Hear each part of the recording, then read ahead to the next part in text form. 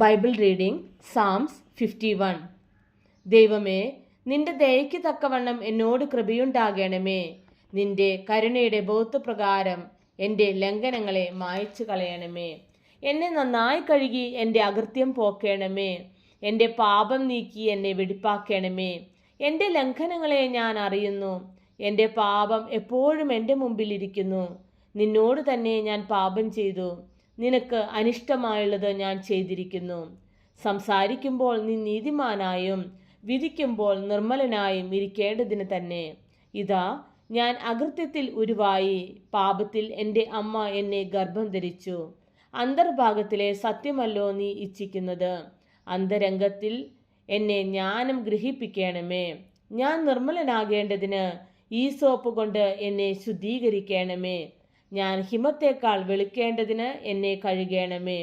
സന്തോഷവും ആനന്ദവും എന്നെ കേൾക്കുമാറാക്കണമേ. നീ ഒടിച്ച അസ്ഥികൾ ഉല്ലസിക്കട്ടെ.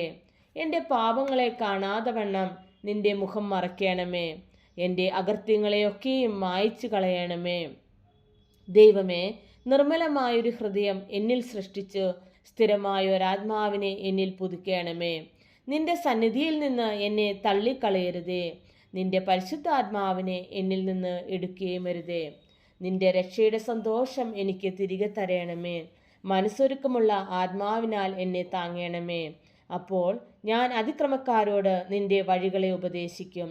പാപികൾ നിങ്ങളിലേക്ക് മനം തിരിയും. എൻ്റെ രക്ഷയുടെ ദൈവമായ ദൈവമേ, രക്തപാതകത്തിൽ നിന്ന് എന്നെ വിടുവിക്കണമേ. എന്നാൽ എൻ്റെ നാവ് നിന്റെ നീതിയെ ഘോഷിക്കും. കർത്താവേ, എൻ്റെ അധരങ്ങളെ തുറക്കണമേ. എന്നാൽ എൻ്റെ വായ് നിന്റെ സ്തുതിയെ വർണ്ണിക്കും. ഹനനയാഗം നീ ഇച്ഛിക്കുന്നില്ല, അല്ലെങ്കിൽ ഞാൻ അർപ്പിക്കുമായിരുന്നു. ഹോമയാഗത്തിൽ നിനക്ക് പ്രസാദവുമില്ല. ദൈവത്തിൻ്റെ ഹനനയാഗങ്ങൾ തകർന്നിരിക്കുന്ന മനസ്സ്, തകർന്നും നുറുങ്ങിയുമിരിക്കുന്ന ഹൃദയത്തെ ദൈവമേ നീ നിരസിക്കുകയില്ല. നിന്റെ പ്രസാദപ്രകാരം സിയോനോട് നന്മ ചെയ്യണമേ. യെരുശലേമിൻ്റെ മതിലുകളെ പണിയണമേ. അപ്പോൾ നീ നീതിയാഗങ്ങളിലും ഹോമയാഗങ്ങളിലും സർവാംഗ ഹോമങ്ങളിലും പ്രസാദിക്കും. അപ്പോൾ നിന്റെ യാഗപീഠത്തിന്മേൽ കാളകളെ അർപ്പിക്കും.